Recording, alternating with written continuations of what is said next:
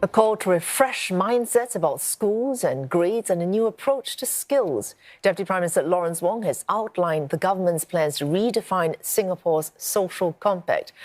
But could this broader vision of meritocracy what would that look like? Well, for more, we have Associate Professor Jason Tan from the National Institute of Education and Darren Ong, a student from Temasek Polytechnic, pursuing a diploma in cybersecurity and digital forensics. Gentlemen, welcome to the studio. It's good to see you. Good evening. So, first off, this is to both of you. DPM Wong talked about this concept of meritocracy being broadened. Ong Ye Kung, a former Education Minister, also talked about, as early as 2019, spoke about broadening and uplifting this definition of meritocracy. It isn't a perfect system, but what, from your perspective, would it look like to actually do that? Perhaps, Darren, let's start with you. Yeah, sure. So for me, I believe that broadening meritocracy is looking beyond a student's GPA or even their standardized test scores.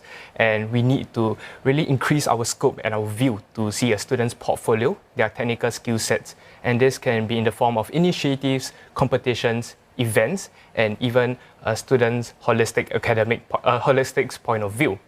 So what I mean by this is could be leadership positions or even their entrepreneurship positions as well. Prof Tan. I think we need to take a serious look at how we define the term merit, which is a word that lies at the very heart of the term meritocracy. We need to ask ourselves, what exactly constitutes merit? What other forms of merit could there be besides academic grades? And after we've identified the valuable forms of merit, we then need to move on to, say, think about how students can develop these various forms of merit, how they can demonstrate merit. And of course, this then leads us to the question of how we can best assess the various forms of merit as well as reward them. At the same time, I think another part of the crucial national conversation that needs to take place is with regard to whether merit is something that we acquire during our school years and that remains pretty much constant for the rest of our lives, or whether instead merit ought to be thought of as something that's much more fluid, that can peak or fall over the course of our lives. It's not just school years, because now we're hearing a lot of chatter about early childhood learning, as in all that has to happen before you're 5 years old, or you have missed the whole game as a matter of fact almost. But Darren, or Mr. Ong rather, you in your bio mentioned that prior to the age of 15, you were, in your words, introverted, unmotivated. But after that, you decided to turn your life around, and now, impressively, not even 20, you've got a paper appearing in IEEE, presented at the IEEE 2023 conference in Guangzhou. So this is a huge achievement for one so very young. At 15, it's quite hard in Singapore, if you've been branded not a good student, to suddenly decide, I intend to be a good student. How did you manage to do that? Did you get the help you feel you needed? Yes, I do believe I got the help that I needed so far. I think when I was 15 years old, I didn't really have the best academic results, nor did I have the best CCA grades. So all of that improved when I met my teacher, Mr. Siu, as well as some of my classmates that really motivated me. I went on to go into PFP, the Polytechnic Foundation program, after my N-levels, and I scored the best in my cohort. Afterwards, I started motivating myself even harder, and I really wanted to be the best version of myself. And soon after, I got to publish research papers and join competitions such as WorldSkills Singapore and Cisco APJC. All of this really helped me a lot, and I believe that Singapore and Temasek Polytechnic especially helped me to pave my way. Yeah, I mean, motivation is the key to what you're saying was the change, the change there for you.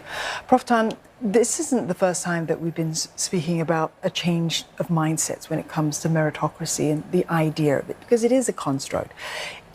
We want to prevent the ossification of social classes. How difficult is that going to be? Because if we just keep sort of churning out this phrase, we have to change our mindsets, we have to change our mindsets. What's the timeline for that? How soon must this actually happen? How's it going to be measured? Well, I think that Singapore really faces some very tough decisions. What do I mean? It's very clear that the playing field is far from level for all students out there.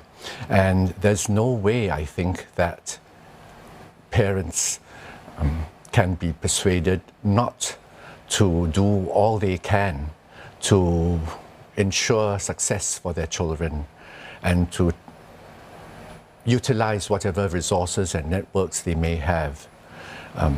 Because after all, ensuring your children's success in education might very well be regarded as a key responsibility of all parents.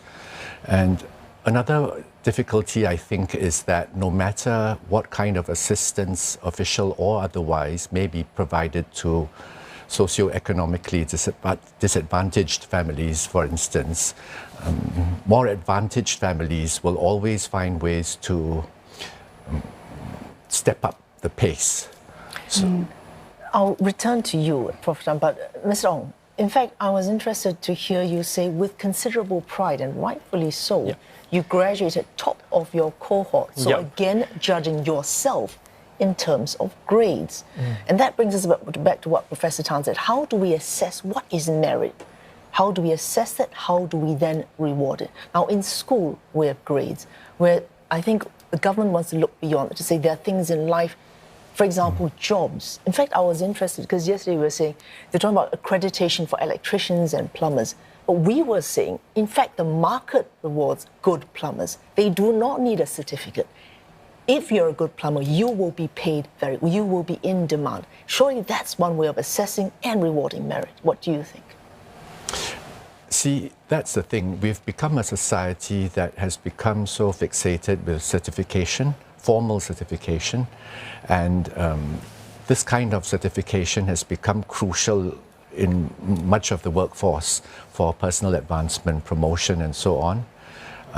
So the challenge for us is to try and move away from this sort of obsession with formal certification and to recognize some talents and abilities that might not lend themselves as well to hard measurement or assessment. Oh, thanks, both of you, for joining us. Associate Professor Jason Tan from the National Institute of Education and Mr. Darren Ong, a student from Temasek Polytechnic.